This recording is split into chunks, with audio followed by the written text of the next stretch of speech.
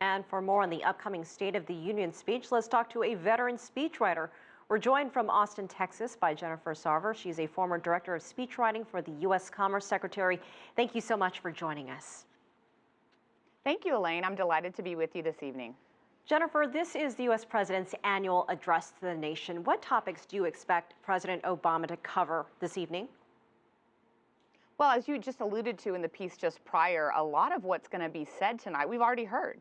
What is going to be interesting to see if there's anything new or if there are any surprises.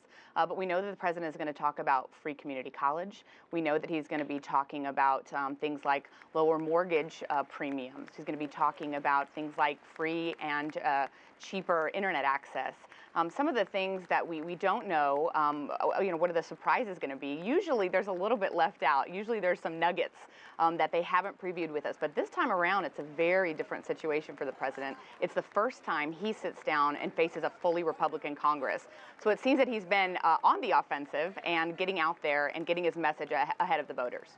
And Jenifer, I want to ask you about that because in the beginning, he makes an entrance, shakes hands, there's a lot of smiles, but he is going to be in front of a more unfriendly audience, Republican majority in Congress. What tone should he take, will he take, and what does he need to do to kind of get past what people are going to see?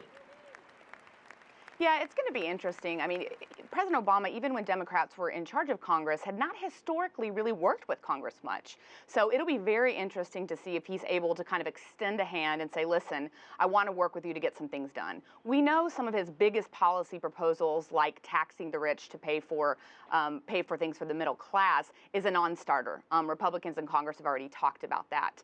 So there's a number of things he's put out there as big policy positions, which he knows aren't going to pass. But what he's really doing is focusing on two things: his legacy and the 2016 elections. So much of what you're going to hear tonight is all about setting his party up for success in 2016 and also starting to lay the foundation for what his legacy will be. I hope that he'll strike a little bit of a humble tone. I mean, the elections in 2014 were much an indictment on him and his presidency. So if he strikes a humble tone and really tries to work across the aisle, we could see some improvements in the tone and the style of working together in Washington, but I wouldn't hope for it. You know, as you mentioned, the president is rounding the curve to the back half of his last term in office. How should people outside of the United States watch this? Is there anything they should take out of it? Other leaders, what should we look for there?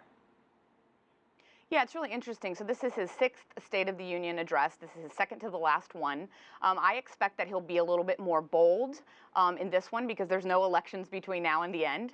He gets the opportunity to start putting a stake in the ground about what not just people in America, but around the world will think about him. What is he going to be known for? What is he going to stand for? So I'd be looking for some cues to the global community about what kind of presidential legacy he wants to set.